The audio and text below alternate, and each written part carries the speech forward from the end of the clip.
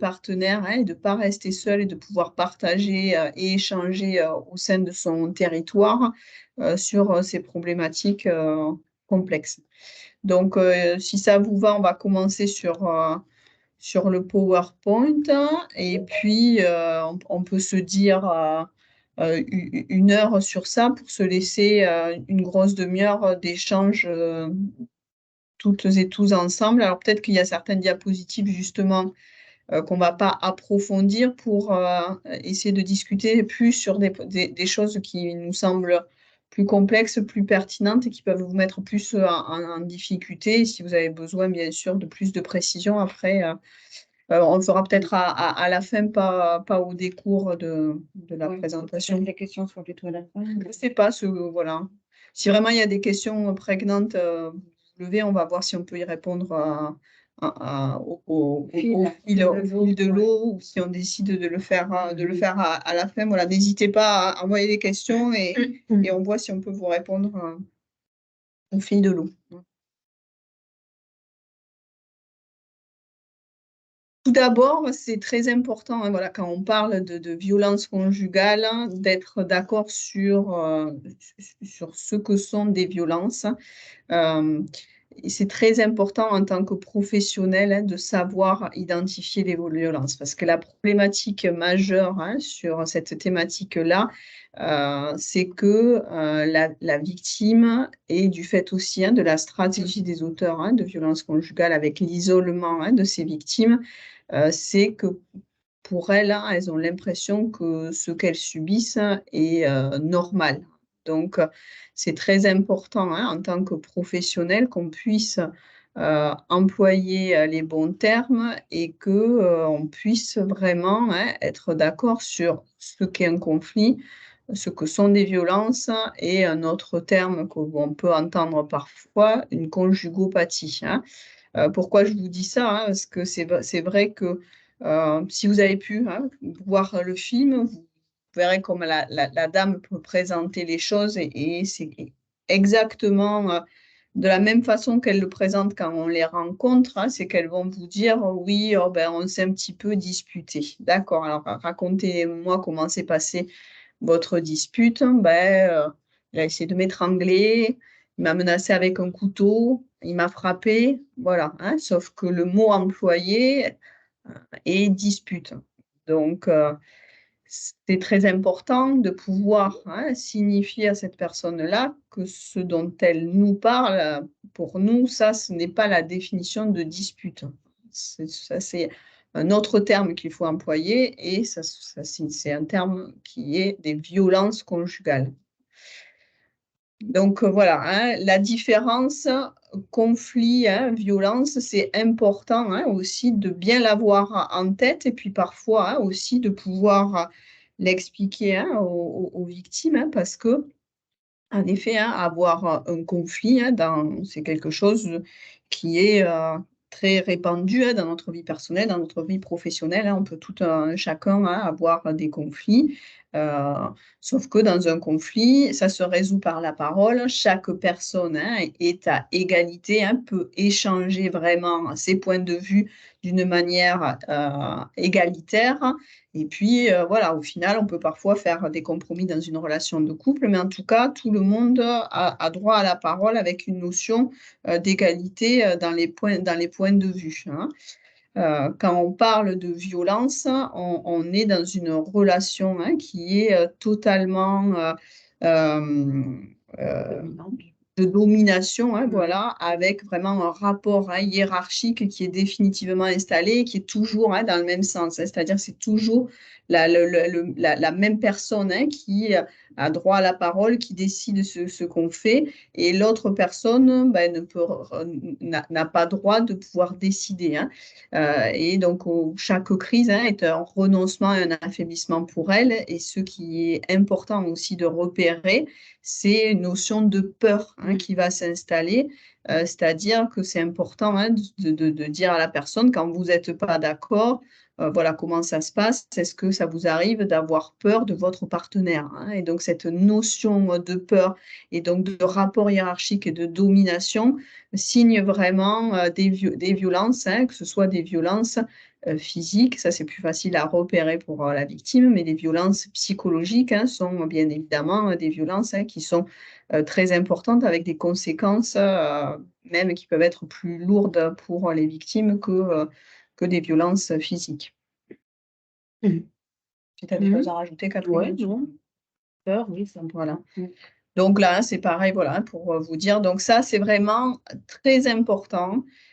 Quand vous avez quelqu'un qui va vous rapporter, bon, mais on s'est disputé, il m'a frappé, il m'a tiré par les cheveux, il a essayé de m'étrangler. Donc c'est très important d'utiliser les bons mots, les bons termes et de dire non, ça, ce n'est pas une dispute, ça, ce sont des violences. Et là, je trouve dans cette, petite diapo là, je trouve ce qui est intéressant, c'est de voir cette explication-là en termes de couple démocratique ou couple totalitaire, parce que ça, c'est vraiment parlant. Voilà. Puis l'autorisation ou l'interdiction Mmh. posée par la loi aussi, par le Voilà, cadre légal. oui, Ça, c'est-à-dire qu'un conflit Oui, est bien autorisé par la loi dans le cadre de violence. Là, on passe sur quelque chose qui est répréhensible et où la personne a la possibilité de pouvoir porter plainte si elle le souhaite, puisque ce sont des choses qui sont interdites par la loi.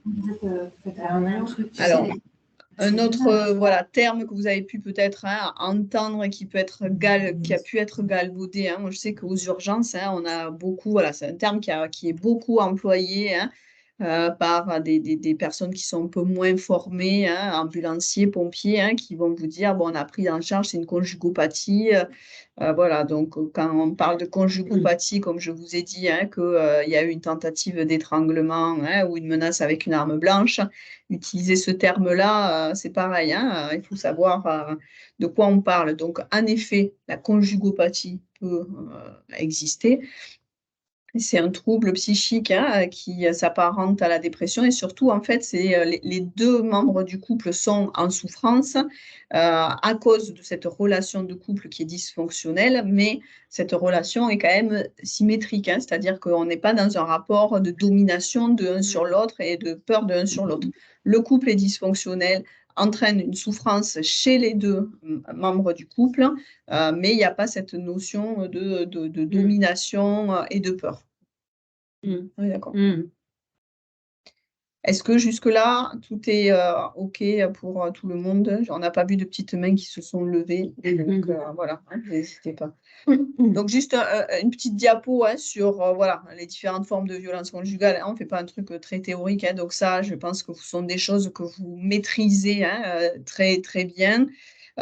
Donc, nous, ce qui nous semblait important de vous relever là, parce que ce sont des formes de violence nouvelles et qui sont de plus en plus prégnantes, ce sont vraiment ces cyberviolences avec voilà, les moyens techniques qui peuvent, comme on en parlait juste avant, dire que c'est fabuleux de pouvoir faire une visio et utiliser ces moyens de la technologie, mais les auteurs de violences conjugales ont su aussi très rapidement s'emparer de tous ces moyens techniques pour pouvoir instaurer ce contrôle, cette surveillance, cette emprise et cette forme de violence auprès des victimes.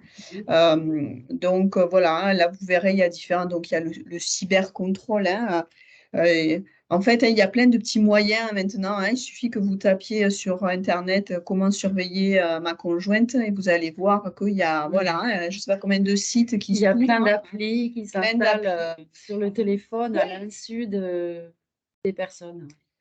Donc, à tel point que nous, maintenant, c'est la première question dès qu'on reçoit une dame en entretien, la première question qu'on va lui poser, c'est est-ce qu'elle a l'impression d'être surveillée? C'est-à-dire que est-ce que monsieur, parce qu'on va quand même dire que les violences conjugales concernent majoritairement des femmes, mais en effet, des hommes peuvent être victimes aussi, hein, mais c'est quand même essentiellement des femmes.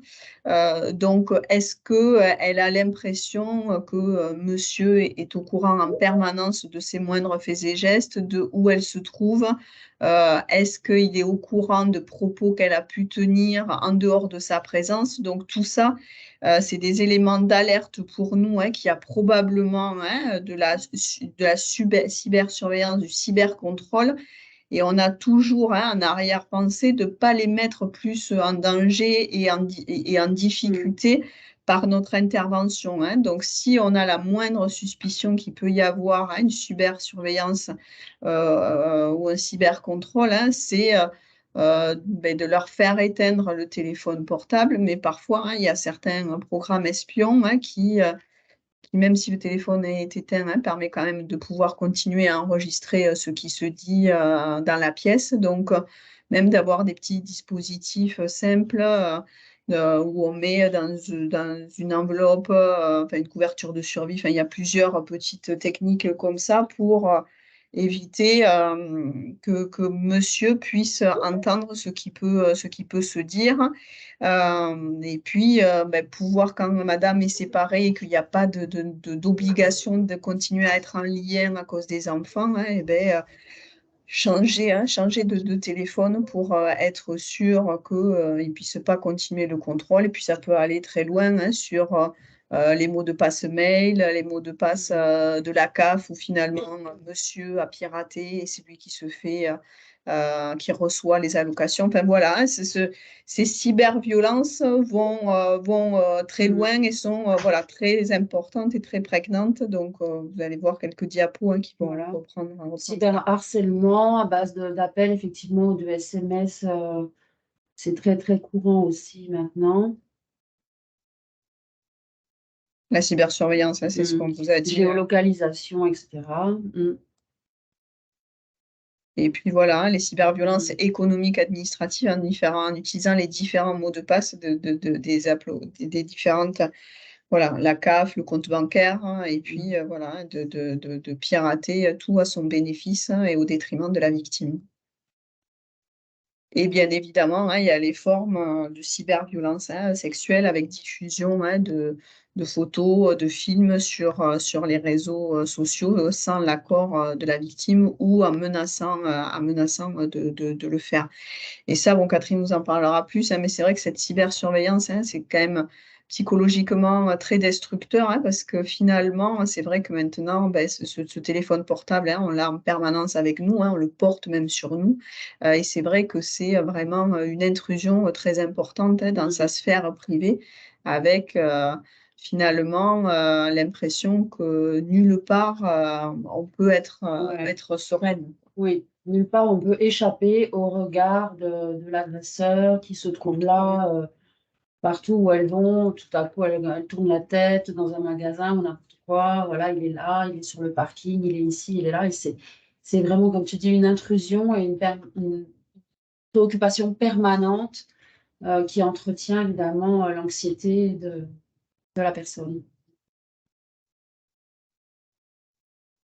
Alors, souvent, hein, ils utilisent aussi les enfants, hein, c'est-à-dire que, voilà, hein, sous prétexte que le couple a des enfants en commun, hein, et qu'il y a le couple parental, hein, c'est-à-dire qu'il faut quand même conserver des liens autour de l'éducation, hein, des enfants, mais ils vont se servir, hein, du prétexte d'appeler le petit. Alors très souvent, hein, on le voit, hein, ils demandent même aux enfants parfois de filmer, est-ce que maman est là, où est-ce que maman va. Donc, en utilisant, hein, les réseaux, en utilisant le téléphone des enfants, hein, pour toujours instaurer ce contrôle-là permanent.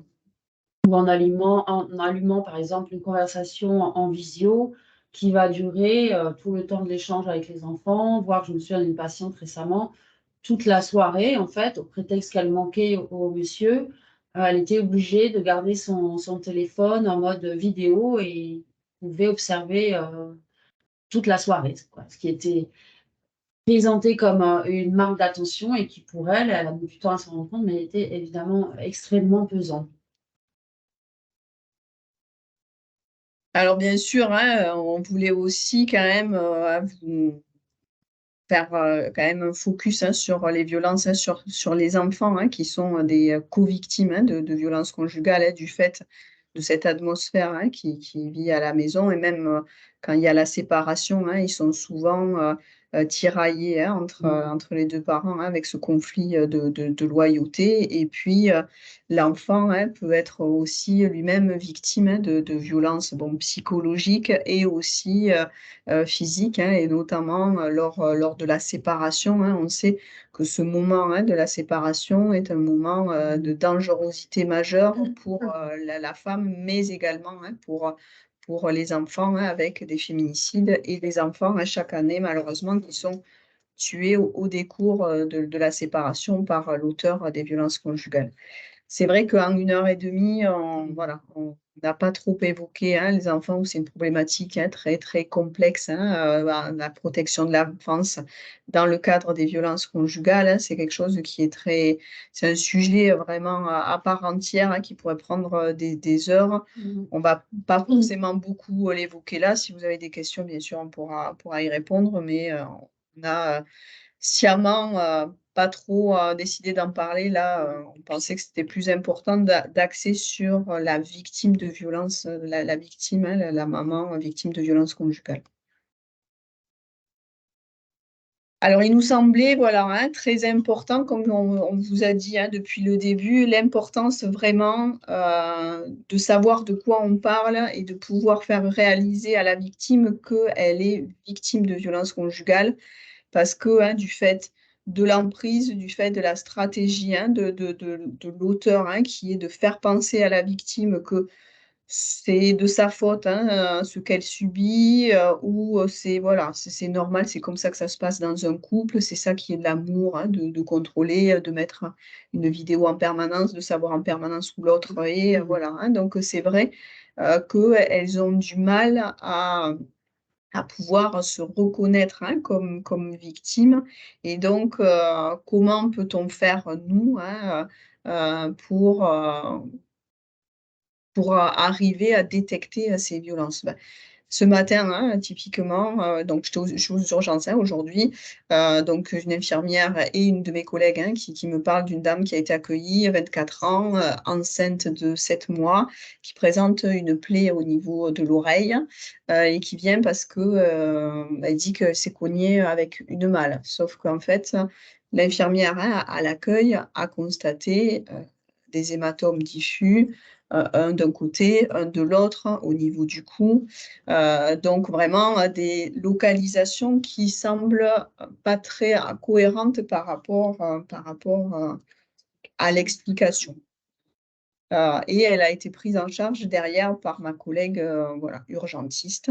Et donc, voilà, qu'est-ce qu'elles ont pu faire? Qu'est-ce qui a été fait? C'est exactement ce qu'on va vous montrer là, c'est-à-dire que, heu on a décidé d'utiliser avec elle ce petit outil. Je ne sais pas si, voilà, si vous le connaissez, si vous le voyez si bien. vous le connaissez.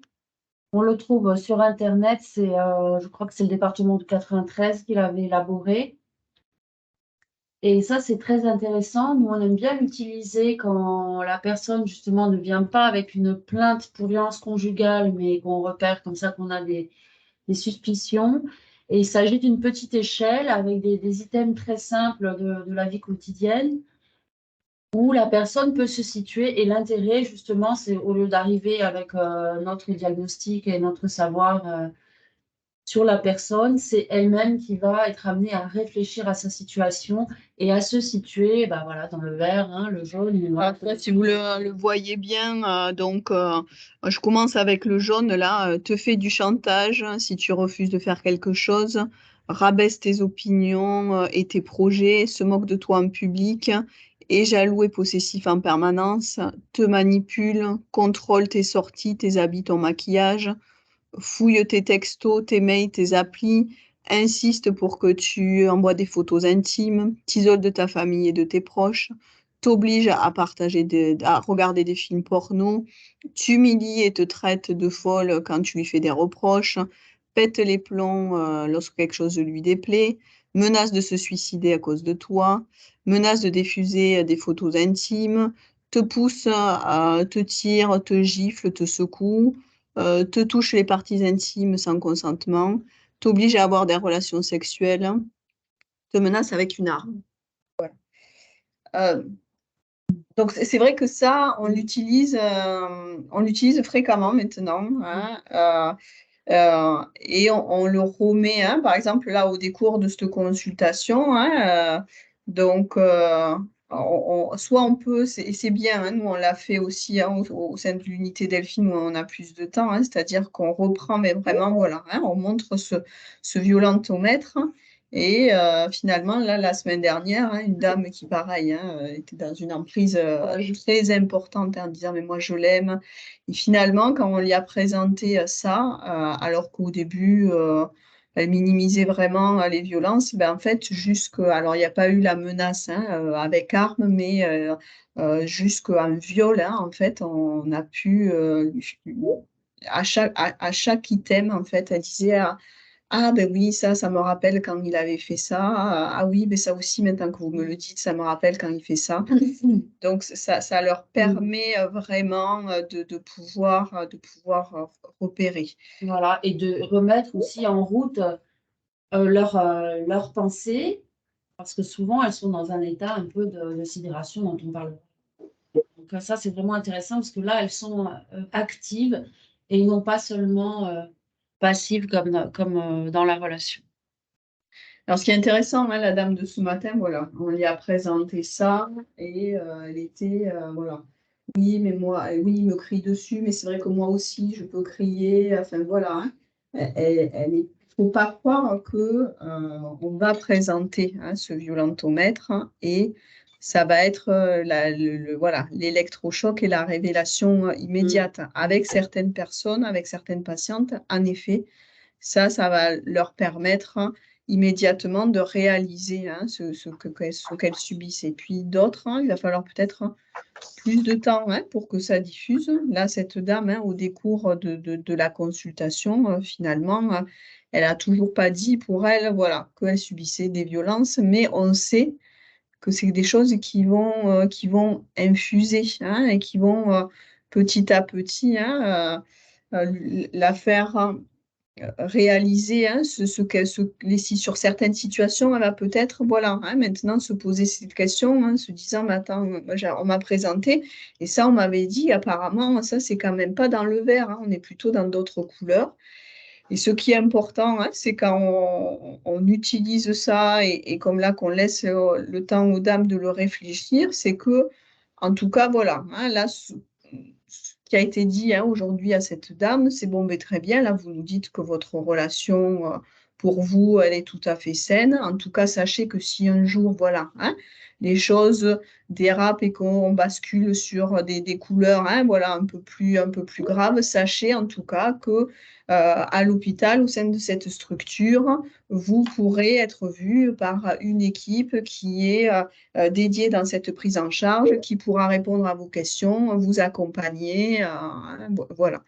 Donc, c'est un outil, hein, c'est une technique, hein. Ce qui est important, hein, c'est déjà quand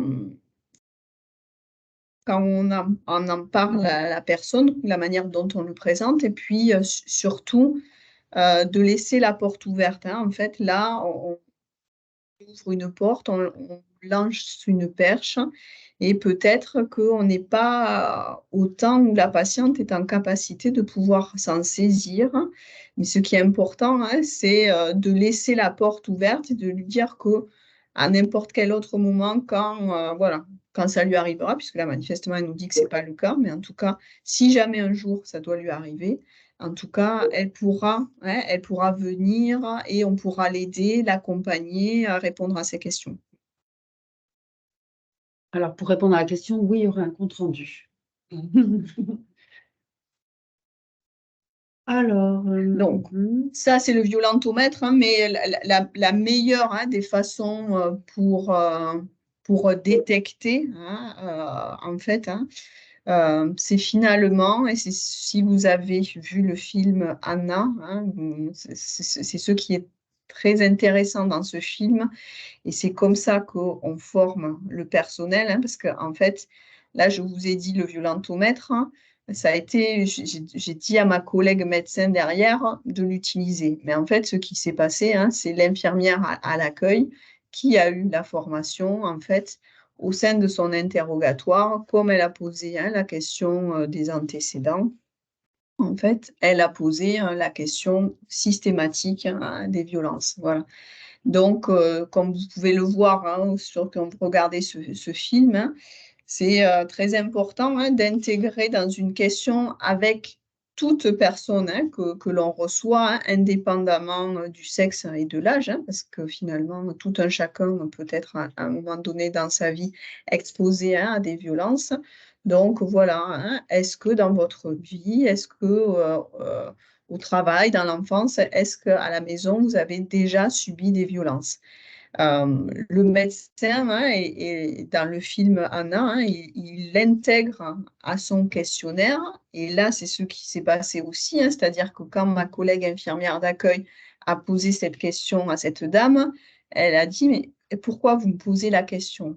Et l'infirmière lui a répondu tout simplement, mais c'est une question qu'on pose systématiquement à tout le monde, hein. Donc, ça permet, hein, une discussion, et puis le fait de le poser à tout le monde, c'est-à-dire que je pense que c'est plus facile à se l'approprier finalement, hein, parce que comme on peut poser la question des antécédents, des traitements, est-ce que vous consommez de la drogue, est-ce que vous consommez de l'alcool? Ça, je pense qu'en tant que soignant, c'est des questions qu'on a intégrées, qu'on a assimilées, hein, lors de notre entretien.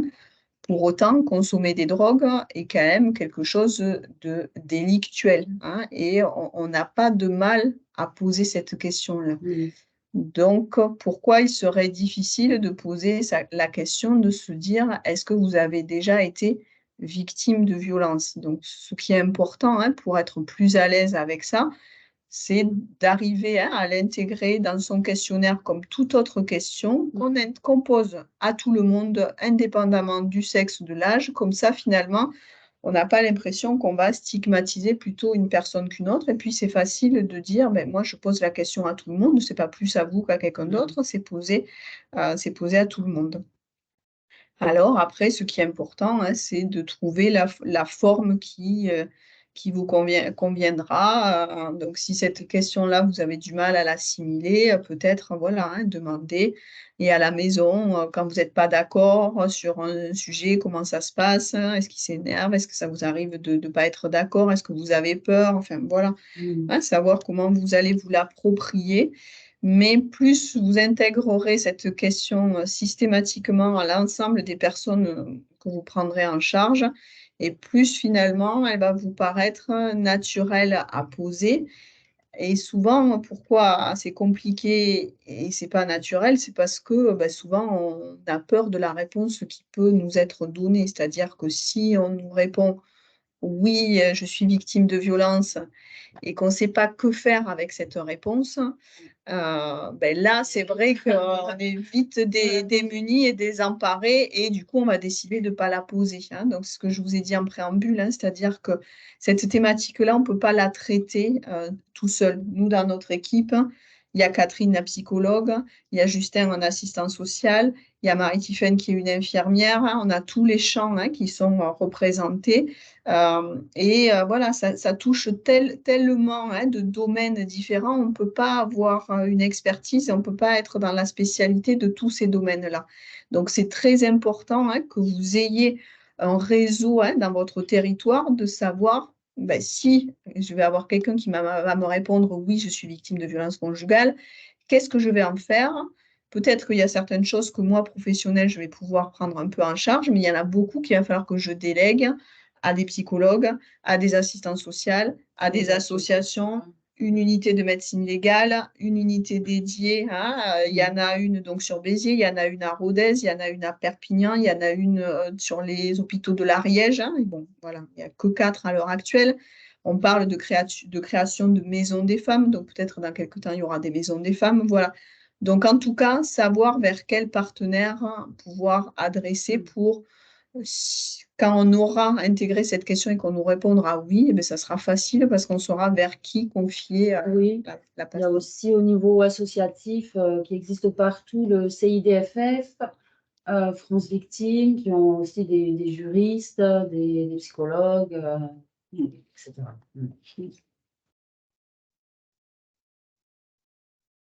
Alors ça, voilà, je vous l'ai mis, mais on ne va pas l'évoquer là, ça ne nous semble pas une priorité. Là, pour l'instant, je pense qu'on voulait surtout, voilà, hein, vous parler de ça. Alors oui, on décrit dans l'emprise ce qu'on appelle le cycle des violences. Alors moi, excusez-moi, je regarde en l'air parce que Tu vois mieux là. n'arrive pas à lire là. Ouais. Donc, dans une phase, alors quelquefois cette phase, c'est une phase dans le cycle et quelquefois c'est une phase dans la vie du couple, hein. C'est une première partie, disons, c'est un climat de tension qui s'installe, où le conjoint, par des paroles, des attitudes, installe ce climat de tension à la maison et renvoie bien sûr la culpabilité sur la femme en disant voilà, qu'elle n'est pas rentrée à l'heure, elle n'a pas fait cuire comme il fallait le repas ou n'importe quoi, elle a trop de contact avec sa propre mère, ou, voilà, quelque chose, des critiques comme ça qui s'installent et qui créent une tension. Et du côté de la victime, de la conjointe, donc l'apparition de la peur dans les relations.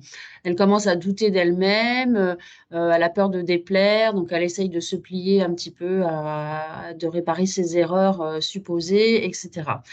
Et elle est déjà, d'ores et déjà, anxieuse. Ensuite, on décrit une phase 2 qui est la phase de la crise proprement dite, où se produit l'agression, qui peut être physique. Là, c'est facile effectivement à repérer.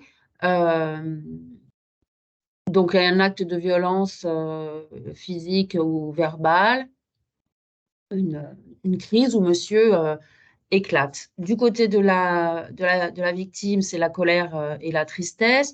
Elle se sent humiliée, désespérée, outragée, démolie, etc. Et blessée, hein, de toute façon, mais encore souvent avec la culpabilité d'avoir provoqué cette crise, puisque c'est ce que lui dit l'agresseur. Ensuite, il y a souvent une phase de justification où l'agresseur va minimiser sa propre réaction ou dénier. Par exemple, j'ai eu une patiente hier qui s'était fait elle lui avait reproché de lui avoir tiré les cheveux et il lui a dit mais tirer c'est comme ça, moi je t'ai fait juste ça, c'est pas tirer, voilà. Donc elle savait plus vraiment si c'était tirer, si elle exagérait, elle n'avait plus de référence en fait, elle doutait de ses propres ressentis. Et là donc c'est aussi là où il se justifie en disant bah, voilà, j'étais stressée, tu m'as poussé à bout, c'est de ta faute, etc. Donc, la personne victime, la femme, se sent donc en général responsable de la crise. C'est horrible, hein, il faut vraiment que je change de lunettes, hein. Et, euh, et elle se dit, voilà, elle se dit là, naît l'espoir que si elle change, si elle s'améliore, la violence cessera. Euh, il a peut-être raison, c'est moi qui comprends rien, ou je suis trop capricieuse, etc. Donc, J'exagère, il m'a pas vraiment tiré. voilà, il m'a pas vraiment, voilà, c'est pas vraiment grave, c'est juste une claque, etc., etc. Et donc, suite à cette période de crise, il peut y avoir une période de lune de miel où le conjoint exprime ses regrets. euh, Voir ses excuses, hein, et promet bien sûr de ne pas recommencer. Là, c'est une phase où il va faire des cadeaux, il est attentionné, jamais elle l'a vu aussi attentionné, aussi affectueux, etc. Donc, elle qui est quand même dans une relation amoureuse, hein, il y a quand même ce sont des relations amoureuses. Donc, chez la victime naît l'espoir qui peut changer, qui va s'améliorer, et maintenant, il est d'ailleurs tellement agréable. Alors, ce qu'on voit ce schéma qui est un peu là, c'est un peu schématique, mais quand même, on retrouve cette dynamique. Par contre, au niveau de la durée des phases, c'est tout à fait inégal. Il y a des lunes de miel qui peuvent durer quelques heures, comme quelques jours, quelques semaines, voire quelques mois. avec une dominante sur le climat de tension, très peu de crise, ou alors c'est l'inverse, quelqu'un d'impulsif qui va au contraire être très rapidement dans la crise. Voilà, donc c'est un schéma qui est quand même, c'est une dynamique dont les étapes sont de durée très variable. Et souvent, quand même, ce cycle va s'accélérer, hein, en fait, et s'aggraver, hein. C'est-à-dire que finalement, les phases de crise et de violence vont être de plus en plus graves, hein. Oui. Et donc ça, Et rapproché, et effectivement. rapproché. Ouais. Donc ça, quand vous regarderez, hein, le PowerPoint sur la notion de dangerosité, hein, c'est vrai que cette accélération de ce cycle et cette aggravation des violences, hein, ça dénote, hein, d'une dangerosité là, manifeste des violences. Et il y a une chose importante aussi pour la prise en charge, c'est que si la victime est dans une phase dite de lune de miel, évidemment, elle ne sera pas disposée, ce ne sera pas le temps pour elle de porter plainte, etc., puisqu'elle va être dans une phase d'espoir où tout peut encore changer, ou encore très attachée affectivement à son conjoint. Et donc là, c'est une phase où on a quand même du mal où elles ne demandent pas d'aide, ou alors elles vont échapper à l'aide, c'est-à-dire venir à l'occasion de blessures, par exemple, puis échapper complètement à la prise en charge. Ce qui est important, hein, c'est que ce cycle peut très rapidement, hein, s'installer, hein. C'est-à-dire que nous, on voit très rapidement, hein, aux urgences, hein, finalement, alors qu'elles arrivent, nous, dans une période, hein, de crise, mais très rapidement, cette phase de justification, hein, peut s'installer, d'où la nécessité vraiment, hein, de prioriser, hein, leur prise en charge. Et de les protéger en leur disant d'éteindre, hein, le téléphone, parce qu'on sait qu'elles vont être harcelées, hein, de messages où monsieur hein, va essayer de se justifier, de dire que c'est pas de sa faute, hein. Donc vraiment pour les protéger, hein, de cette phase de justification qui va s'installer, hein, et où on commencera déjà à avoir moins, hein, de prise avec notre discours, hein. Voilà, vraiment.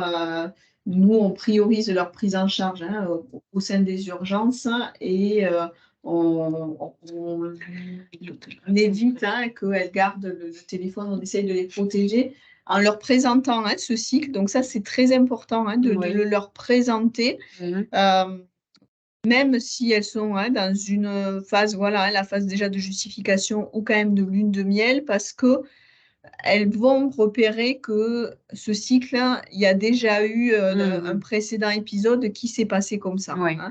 Elles repèrent la dynamique, en fait.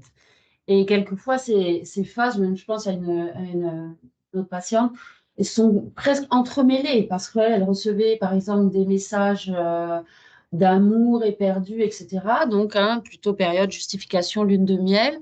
Et comme elle ne répondait pas, 2 heures après, elle pouvait avoir des messages d'insultes, de menaces, etc. Voilà, donc ça peut être tout à fait entremêlé. Alors, ce qu'on peut dire dans la relation d'emprise, il y a quand même des mécanismes psychiques qui font obstacle à la prise en charge, avec un effacement du vécu douloureux, une tendance à minimiser, comme on vous l'a dit, voire un refoulement complet de certaines scènes de violence qui sont vraiment complètement oubliées et qui réapparaissent ensuite au cours du suivi, hein. Ça, c'est incroyable, la levée des souvenirs, du refoulement et le retour des souvenirs. Alors, Ça s'appelle la dissociation. ça s'appelle la dissociation, hein, voilà, ou le refoulement. Enfin, on peut le dire de plusieurs façons. Donc, elles décrivent aussi souvent, ces femmes, un gel des émotions, une sensation de brouillard mental, ce qui gêne aussi parfois le dépistage, parce qu'elles peuvent nous apparaître comme dans une sorte d'indifférence quand elles racontent ça. Donc, on met leurs paroles en doute. En fait, c'est simplement pareil, c'est de la dissociation, c'est-à-dire elles n'ont plus trop accès à leurs émotions. Et même des difficultés à réfléchir. C'est ce qu'elles souvent, elles évoquent une sorte de brouillard où elles ne savent plus trop quoi penser. C'est un brouillard, c'est un brouillage en fait de leur capacité d'analyse. Et je ne sais plus ce que c'était la dernière fois. Ouais, Voilà. en fait, ça, voilà, ça s'explique très bien. Donc, c'est des termes, hein, que vous avez pu entendre parler de dissociation, hein, péritraumatique. Et ça, Ça s'explique au niveau du fonctionnement cérébral, hein, c'est-à-dire que quand on est soumis à un état de stress permanent, le stress, c'est une réaction qui est adaptative, hein, c'est-à-dire que quand on a un stimulus dans son environnement, hein, la réaction de protection, c'est de vouloir s'éloigner de ce stimulus pour se protéger. Hein. Quand on est soumis, comme les victimes de violences conjugales, à des stress permanents, qui dit stress dit sécrétion d'hormones, notamment l'adrénaline, qui peut faire emballer le cœur. Et euh, si on a vraiment une sécrétion importante, on peut aller jusqu'à un infarctus de stress à cause d'une sécrétion massive d'adrénaline. Donc finalement, comme dans un disjoncteur d'une maison, quand on est soumis à une surpression électrique, ou pour protéger le circuit et éviter que la maison s'embrase, le disjoncteur disjoncte. Eh bien, au niveau de notre organisme, c'est pareil, hein, c'est-à-dire que pour éviter que le cœur soit noyé d'adrénaline et fasse un arrêt cardiaque, il y a une disjonction au niveau de notre fonctionnement cérébral. Et en fait, si vous voulez, il y a différentes zones du cerveau qui ne sont plus en lien. Le cortex, qui est la zone où on réfléchit, où on analyse, n'est plus en lien avec le centre des émotions et le centre où on stocke la mémoire. Et donc finalement, on va être dans cet état de dissociation où les personnes ne vont plus ressentir les émotions et il va y avoir une libération de neurotransmetteurs qui sont comme de la kétamine ou de l'endorphine, c'est-à-dire que la personne, elle va avoir l'impression, comme voilà, quand on prend certaines drogues, de planer un peu, d'être étranger à la situation, d'avoir l'impression que c'est pas nous, qu'on le vit à l'extérieur de son corps. C'est ce que certaines victimes de viol décrivent très bien. Et ça, c'est une dissociation péritraumatique. Et donc ça, c'est très important en tant que professionnel d'arriver à repérer si face à soi, on a une personne qui est dans cet état dissocié. C'est ce que vous a dit Catherine, c'est des gens qui vont être dans un flou, qui vont pas pouvoir trop vous dire la chronologie, comment ça s'est passé, parce qu'elles sont plus en lien avec leur cortex, l'analyse, le centre de la mémoire, donc on ne sait plus trop raconter, on est flou, on n'exprime aucune émotion. Donc ça, c'est vraiment quelque chose de très inquiétant et de très alarmant. Ça veut dire que vraiment, elles ont été soumises à un état de stress majeur. Le souci, c'est que si on n'est pas formé à détecter ça, mais comment on peut analyser? En fait, on est des êtres humains très sociables qui ne fonctionnent en relation à l'autre que par des neurones miroirs. C'est-à-dire qu'on interagit avec les autres en fonction de ce que l'autre nous renvoie. C'est-à-dire que si on voit quelqu'un qui sourit, ça va plutôt avoir tendance à nous rendre joyeux. Et si on voit quelqu'un qui pleure, si dans un film on voit quelqu'un qui pleure, on va être comme des idiots à se mettre à pleurer alors qu'on dit mais je vois un film, pourquoi je pleure?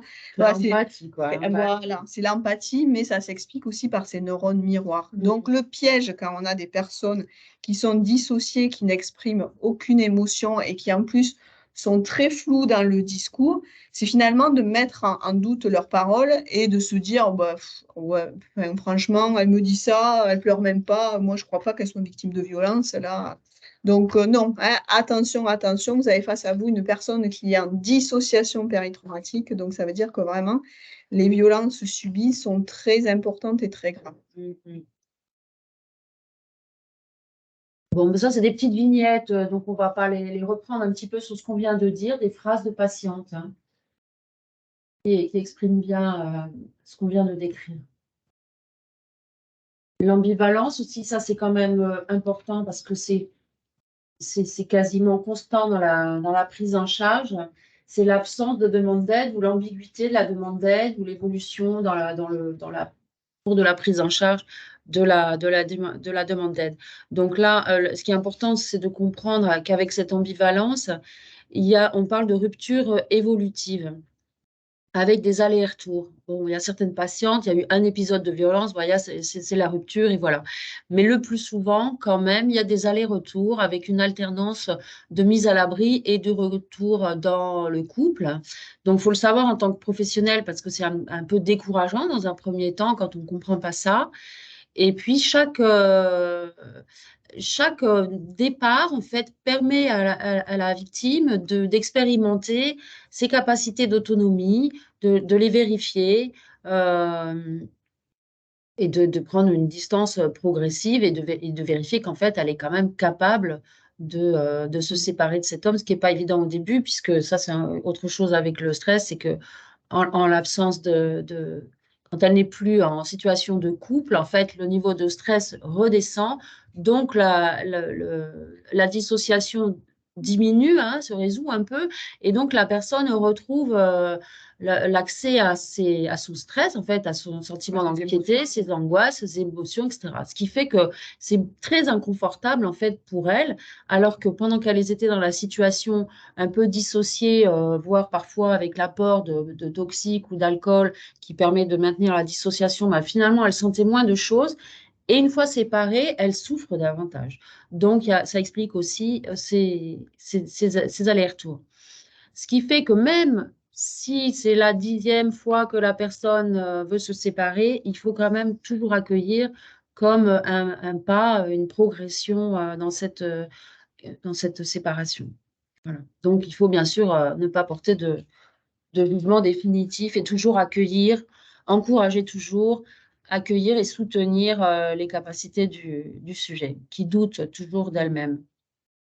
Voilà, ça c'est je crois que c'est encore des petites phrases sur la dissociation. Ensuite, par rapport aux soignants, on avait cette petite vignette très rapidement parce qu'on a effectivement, nous aussi, des obstacles internes.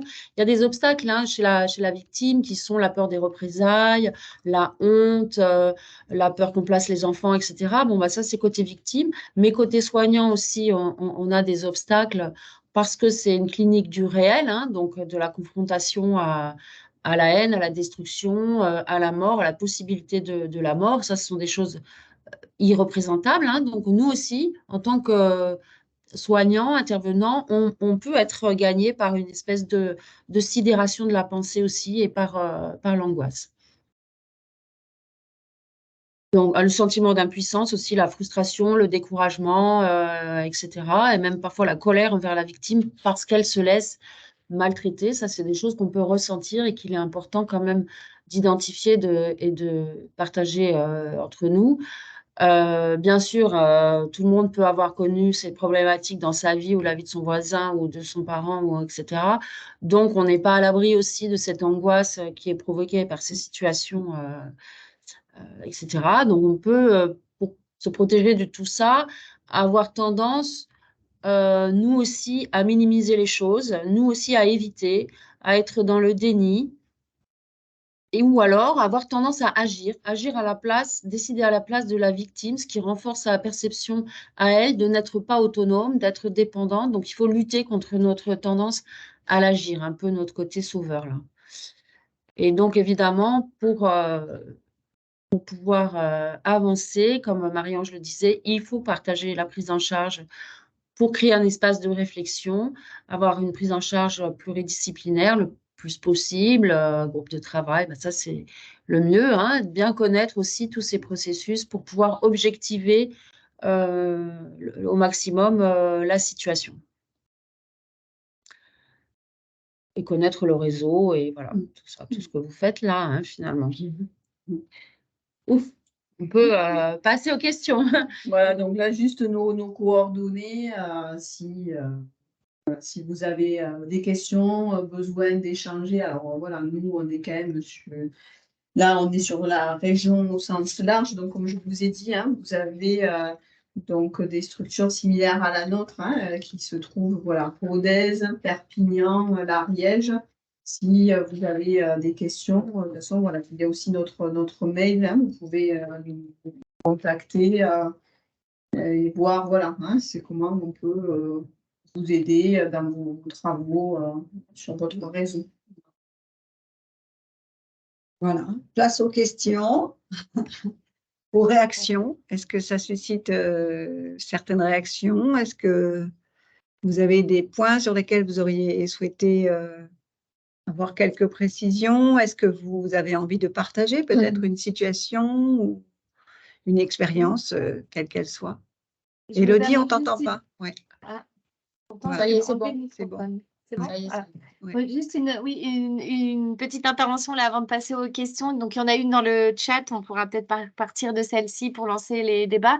Est-ce que juste vous pouvez... merci pour cette présentation. Est-ce que juste pour les participants, vous pourrez, d'ici la fin de la séance, mettre vos noms, fonctions pour qu'on sache qui intervient. Voilà, c'est juste, comme il y en a beaucoup qui sont arrivés en cours de route, voilà. D'accord.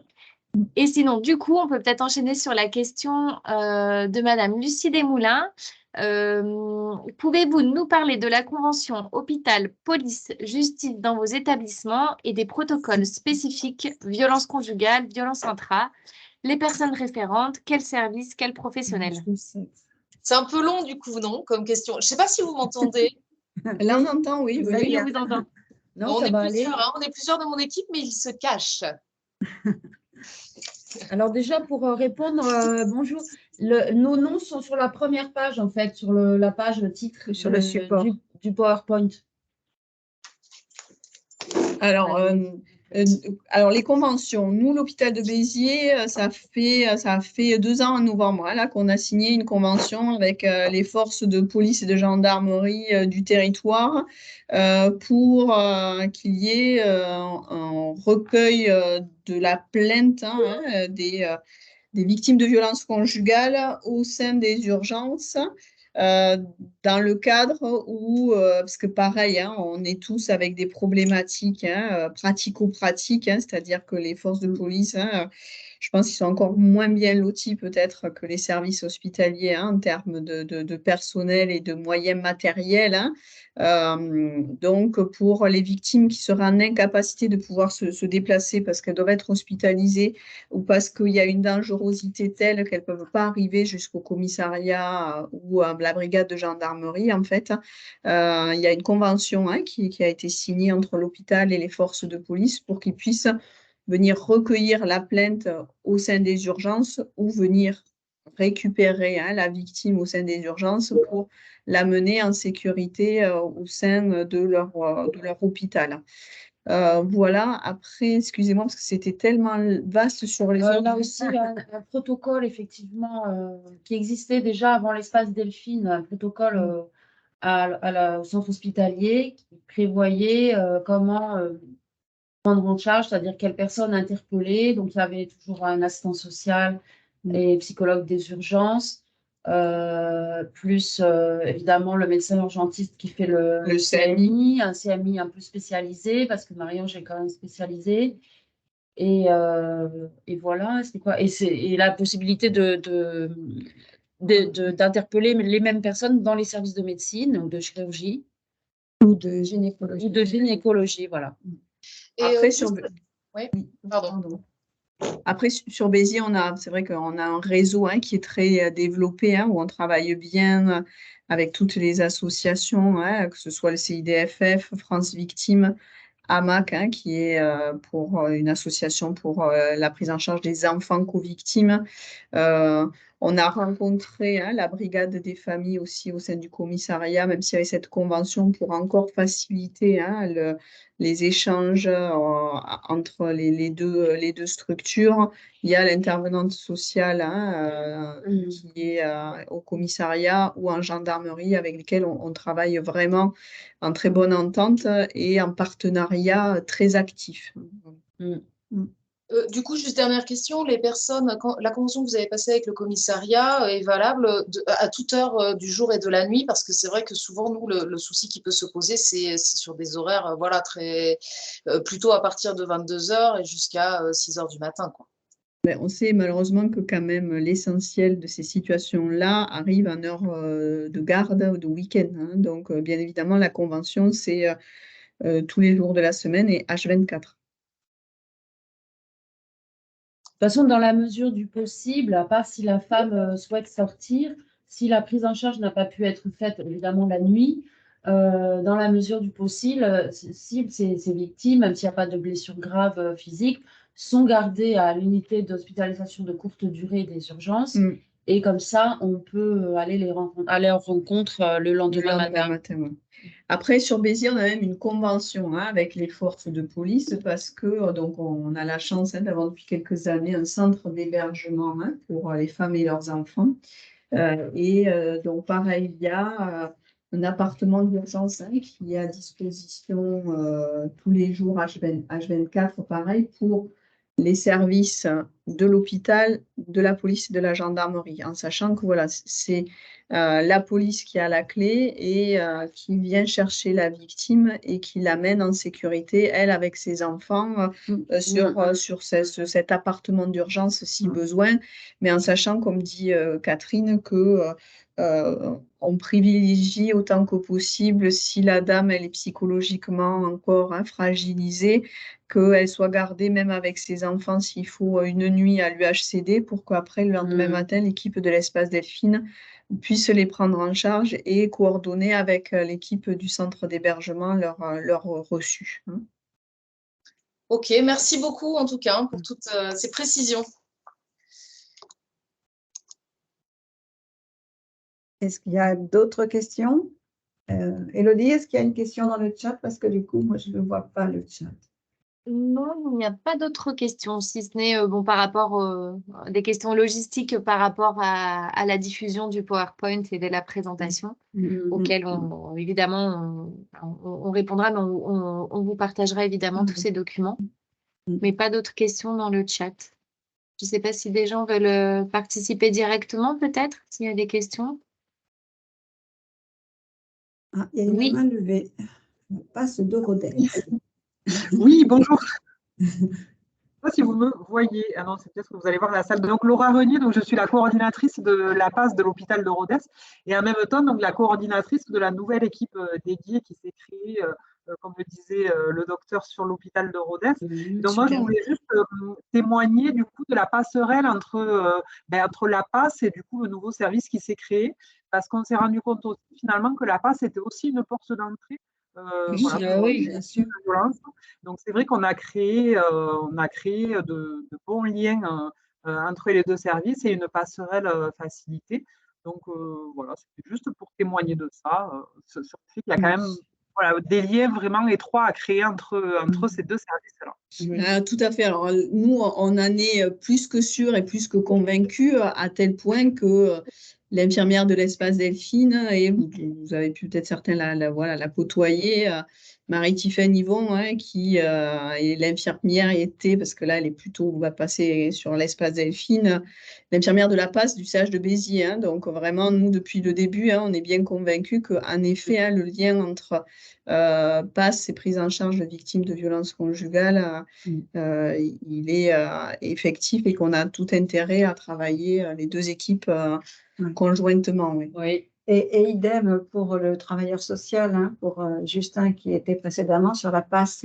Et je crois aussi, comme je vous rejoins complètement dans ce que vous dites, c'est vrai que la PAS est une porte d'entrée, notamment quand elles sont rattachées aux urgences des potentielles victimes.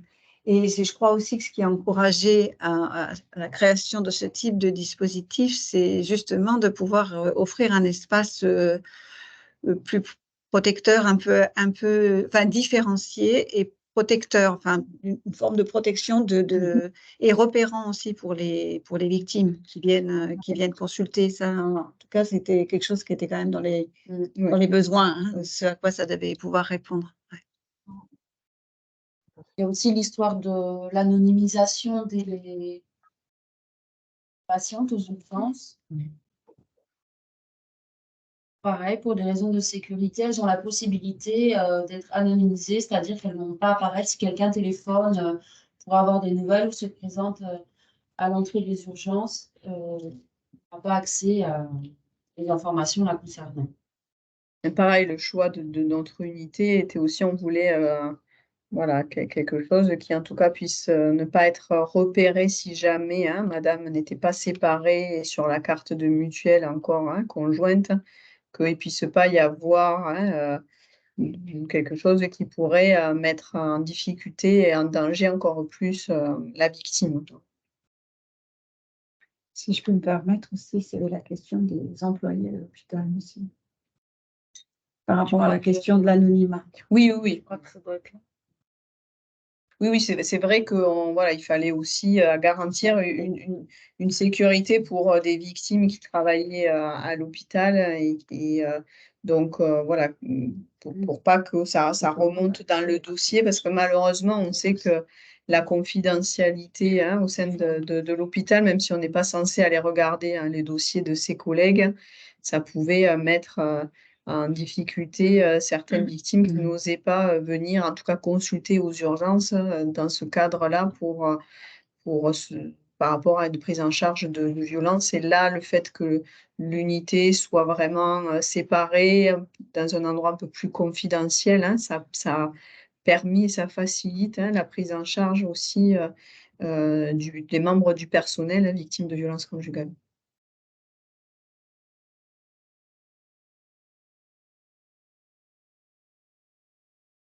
D'autres remarques, d'autres questions? Est-ce que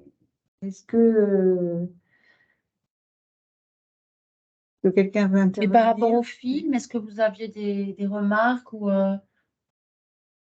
ceux qui l'ont vu?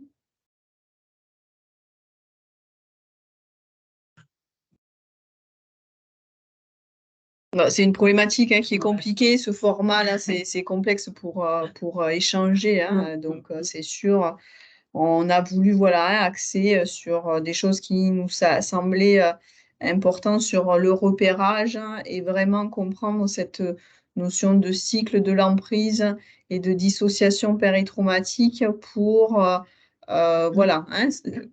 repérer à quel instant on va être dans la prise en charge de la patiente et donc pouvoir comprendre ces allers-retours, pas penser qu'on n'a pas été efficace parce que finalement elle s'est pas emparée, on y a dit, pourtant on y a posé la question, on est montré le violentomètre, elle veut pas le dire, est-ce que j'ai mal fait, je sais pas lui parler, non, c'est juste que il faut, du fait de cette emprise-là, comprendre le temps de la victime, le respecter, savoir qu'elle sache qu'elle est plus seule, qu'il y aura des personnes vers qui elle pourra se tourner quand ça sera son temps à elle, et que on l'accompagnera à son rythme, à son rythme.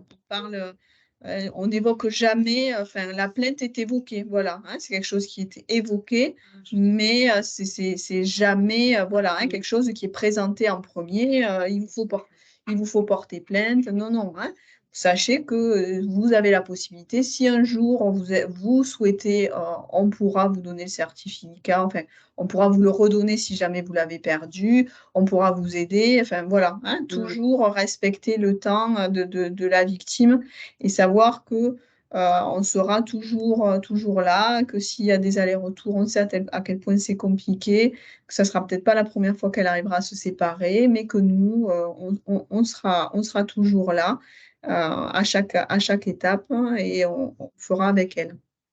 Il y a une chose peut-être qui est dans le PowerPoint, mais qu'on n'a pas abordé. C'est juste avant, je crois, l'évaluation de la dangerosité. Cela, on s'est servi d'autres documents parce que certaines situations, parfois, du fait de la dissociation, la patiente n'a pas conscience véritablement. Moi, je me souviens d'une qui avait des marques d'étranglement, là, et qui me disait non, mais ça va, vous inquiétez pas. Enfin, voilà, donc on voit qu'elles ne sont pas toujours en mesure d'évaluer le danger dans lequel elles se trouvent. Et donc, juste avant, on vous a mis la nouvelle loi, mais que vous connaissez peut-être. Je ne sais pas si vous voulez échanger là-dessus, sur le signalement, sur la levée du secret professionnel dans le cadre de ces signalements, dans ces situations exceptionnelles de danger immédiat, etc. Les d'emprise importantes. Et d'emprise, ouais. Je ne sais pas si vous en avez connaissance ou si vous voulez qu'on le Alors, on lise. a vu qu'il y a une main qui est levée, par exemple. Ouais. C'est là. Madame Demoula, vous aviez une question? Ou est-ce que c'est une ancienne main levée oubliée? Peut-être qu'on peut juste lire le truc, les 3 conditions. Là. Mais toi, tu le sais par cœur. Dangerosité immédiate, vitale. Voilà. Ah, il y a 2 mains levées. Ah oui. Voilà. Voilà, c'est cet article-là qui permet, quand on n'est pas dans le cadre d'une patiente vulnérable, mais qu'on est dans le cadre, voilà, qu'on évalue qu'il y a un danger immédiat et une emprise telle que la patiente est en incapacité de pouvoir se protéger, on peut, voilà, la loi nous autorise à pouvoir faire un signalement, même si on n'est pas en présence, encore une fois, d'une patiente ou d'un patient vulnérable. Mais ça doit être, voilà, c'est bien encadré et ça doit être dans de l'exception. Il faut toujours essayer d'obtenir l'accord de la victime et le faire avec son accord. En tout cas, si malgré tout, on est obligé de faire le signalement, bien évidemment qu'on informera la victime de ce qu'on va faire pour toujours, avec l'arrière-pensée, de ne pas la mettre plus en danger par notre action que ce qu'elle est déjà. On voit des mains levées. Alors, Madame Desmoulins, vous aviez levé la main en première intention. Oui, merci. Alors, du coup, je voulais savoir en fait si dans les établissements concernés, il y avait de manière anonymisée, bien sûr, une gestion un peu chiffrée des personnes victimes de violences qui se présentaient sur les services hospitaliers annuellement. Et si oui, comment en fait vous mettiez à jour ces données chiffrées, encore une fois de manière anonyme, hein. Alors ça, c'est compliqué parce que, en fait, nous, on travaille donc aux urgences avec un outil informatique et il y en existe d'autres, mais je pense que les autres, c'est pareil. Il n'y a pas un diagnostic, il existe un diagnostic AVC, il n'y a pas un diagnostic violence conjugale. Donc, la problématique, c'est si elles viennent pour une plaie, de la jambe, du bras. Donc, en fait, finalement, il peut y avoir plein de motifs de venue différents et donc de diagnostics de sortie différents. Donc, c'est vrai que depuis les urgences, avant que l'espace Delphine existe, et pour justement monter ce projet, justifier déjà des patients de prise en charge, c'est un petit peu compliqué de savoir vraiment le nombre effectif. Donc, nous, on a travaillé plutôt sur, mais c'est pareil, ça biaise parce que là, on est sur les motifs, les patientes ou les patients qui viendraient avec une lésion traumatique. Or, on voit bien, comme vous pourrez le voir dans le film, que ce qui est intéressant aussi, c'est de dépister les patientes qui viennent pour des problématiques somatiques récurrentes qui ne semblent pas urgentes et qui sembleraient plutôt relever d'une consultation vers un médecin généraliste et on ne comprend pas pourquoi elles viennent de multiples fois aux urgences. Donc ça doit être un signal d'alerte qui doit nous faire dire attention, il se passe peut-être quelque chose, il y a peut-être des notions de violence. Et celles-là, on ne les repère pas par la manière dont nous, on a mis en place une alerte dès qu'il y a un certificat médical qui est édité, en fait. On a une petite fenêtre qui s'ouvre pour que les collègues urgentistes soient obligés de cocher si ce certificat-là a été fait dans le cadre de violence conjugale ou pas. Et à partir du moment où ils cliquent violence conjugale, l'équipe de l'espace Delphine reçoit systématiquement un mail et ça nous permet comme ça de pouvoir recontacter les victimes parce qu'ils auront dit aussi qu'il existe une équipe qui les appellera. Voilà. Mais donc, on est un peu plus précis sur les chiffres. Mais pour l'instant, c'est que les personnes qu'on reçoit à l'espace Delphine, ces chiffres-là, voilà. Là, maintenant, on le sait d'une manière effective, mais c'est que on est ouvert depuis début septembre. Donc, de début septembre à fin mars, on a reçu 100 patientes différentes, si vous voulez, parce que Catherine en a vu, fait des suivis sur certaines patientes. Donc, de septembre à mars, 100 différentes. Et puis là, on ne fait qu'augmenter notre activité. Ça vous a éclairé, Madame Desmoulins? Oui, merci beaucoup. Oui, porte d'entrée aux urgences, ça me fait penser qu'il y a aussi la porte d'entrée par la psychiatrie, c'est-à-dire tentative de suicide, crise d'angoisse.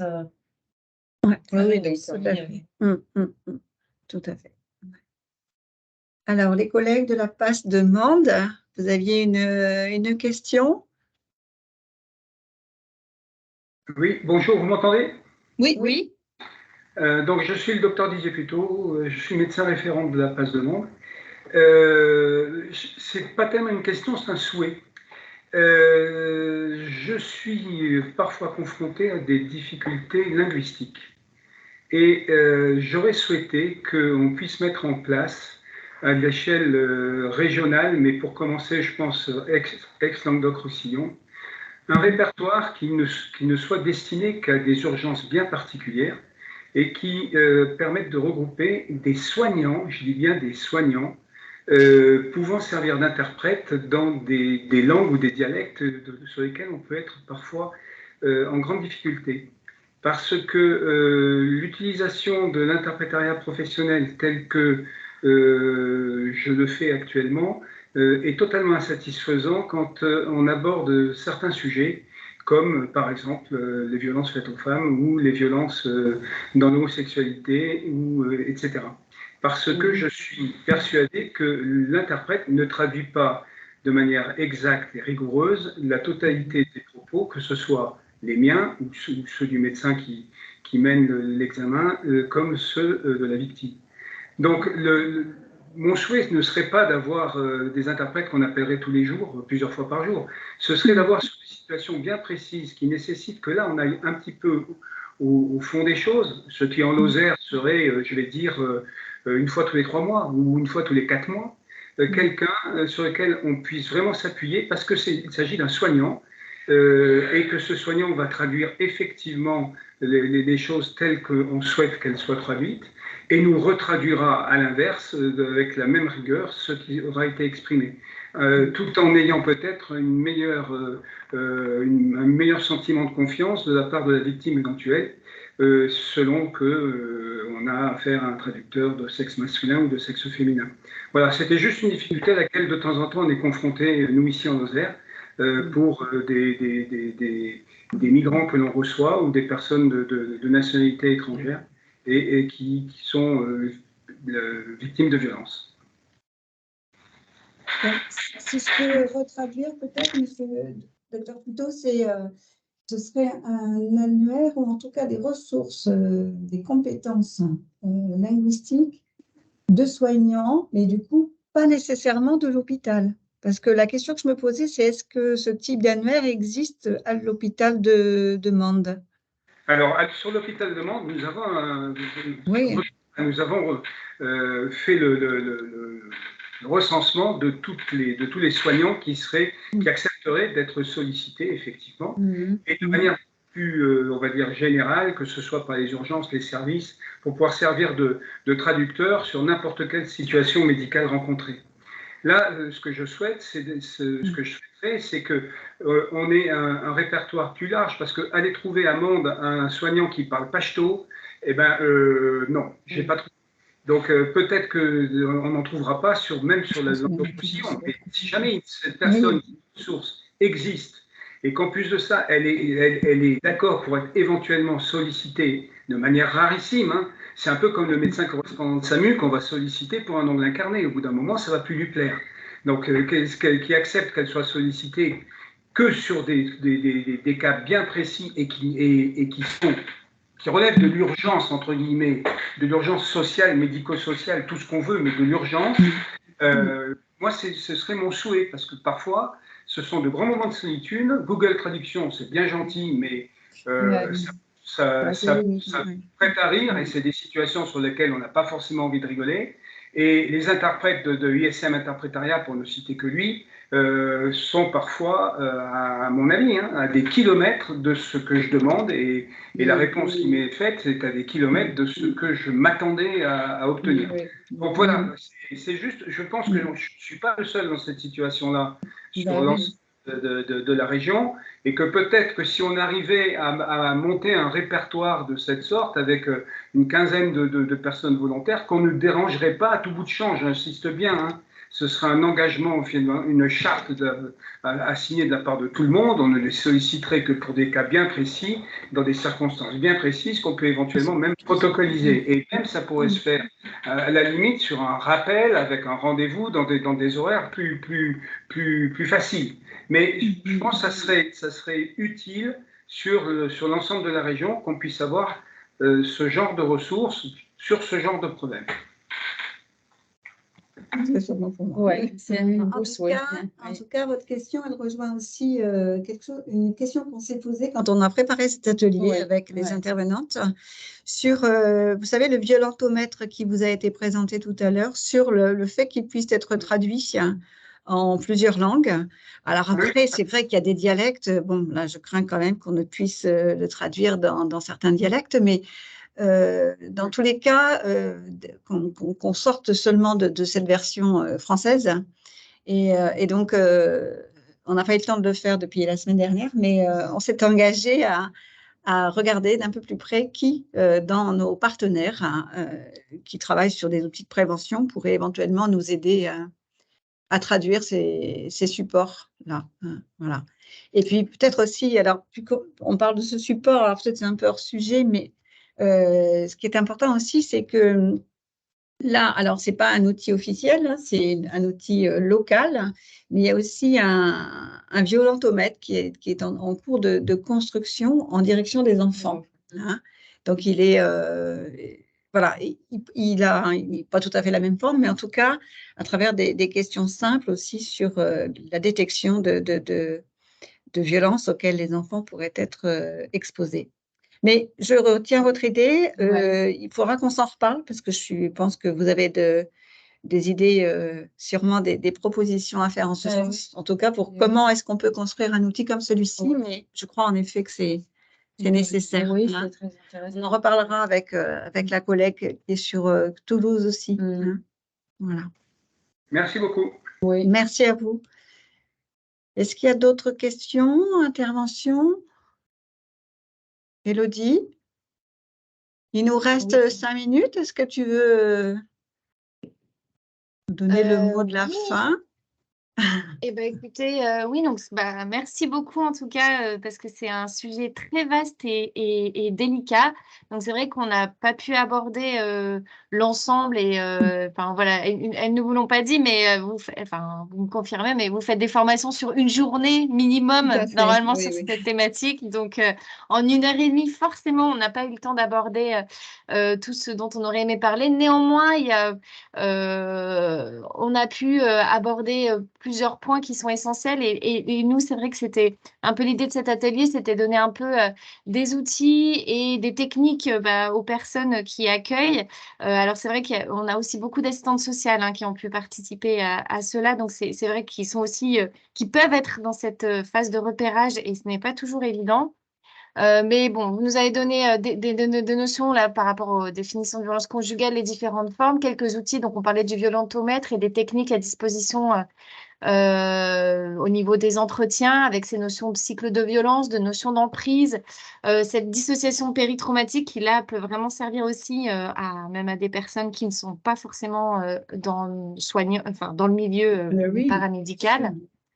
Cette notion d'ambivalence et d'accueil de victimes, parce qu'effectivement, c'est quelque chose aussi, et vous l'avez très bien souligné, que c'est qu'il peut y avoir des frustrations avec la prise en charge longue dans la durée et compliquée parce que ça prend évidemment beaucoup de paramètres en compte. Donc, cette notion de temporalité, elle est vraiment essentielle. Et pour tous les professionnels qui sont concernés, parce que vous l'avez dit, c'est effectivement une réponse qui se fait à plusieurs. C'est pas évident dans des plus petites, donc on a des passes de taille très différentes, que ce soit milieu urbain ou milieu rural d'ailleurs, où le réseau est beaucoup moins développé que dans certains, ou comme chez vous, où effectivement il y a la possibilité de se centre. Vous avez dit, il n'y en a que 4 en Occitanie. C'est en train de se développer. C'est vrai que c'est le développement des maisons des femmes, ce sera aussi un réseau vraiment à renforcer. On a conscience des difficultés de relais pour ces petites passes, mais néanmoins, ça permet aussi, effectivement, il y a toujours des associations et des partenaires essentiels, mais je crois que nos passes sont quand même souvent en contact avec très souvent ces acteurs-là. On vous transmettra un petit questionnaire pour évaluer, enfin pas évaluer, mais en tout cas avoir une idée de votre ressenti sur l'atelier. S'il y a des choses que vous aimeriez creuser, on peut tout à fait envisager peut-être d'organiser un autre atelier avec un focus sur l'enfant. Comme vous l'avez dit, là en passe, c'est notre porte d'entrée, c'est souvent les mamans, les femmes. Donc peut-être ça pourrait être ça pourrait faire tout à fait objet d'atelier. Donc n'hésitez pas à nous faire parvenir ce questionnaire, dans ce questionnaire d'évaluation, bah, ces remarques. On vous donnera également, en vous transmettant le questionnaire de satisfaction, le lien de la MIPROF dont on a parlé, où effectivement vous trouverez des kits et des outils qui pourront, bah, selon vos besoins et vos profils, vous servir. On essaiera de l'alimenter, on mettra au SharePoint un dossier dédié sur notre SharePoint, un dossier dédié à cette thématique des violences intrafamiliales qu'on ne manquera pas d'alimenter avec les violentomètres en toutes lettres qu'on aura trouvé, ou en tout cas les liens sur lesquels vous pouvez les trouver. Et puis évidemment, vous, ces EMPP de tous bords, n'hésitez pas à nous faire remonter, bah, comme vient de faire monsieur, bah, vos besoins, ce qui manque. Et puis, bah, dans la mesure du possible, on tâchera évidemment de soit vous mettre en connexion, soit de diffuser l'information, soit de faire. Donc voilà, Isabelle, je ne sais pas si j'ai oublié quelque chose. Non, très complet. Vous vouliez ajouter un mot de la fin, mesdames? Non. Au revoir. Bon après-midi. Voilà. En tout cas, Merci à tous. pour votre attention, hein. Et puis, on vous retrouve nombreux pour un prochain atelier après l'été cette fois, après la rentrée. Voilà. Merci beaucoup et à très bientôt. Au revoir. À bientôt. Et n'hésitez pas, Olympe de Gouges, par exemple, enfin voilà, n'hésitez pas à rajouter les petits noms des personnes qui ont participé, même si on serait très flattés qu'Olympe de Gouges participe. Voilà. Merci beaucoup. Au revoir.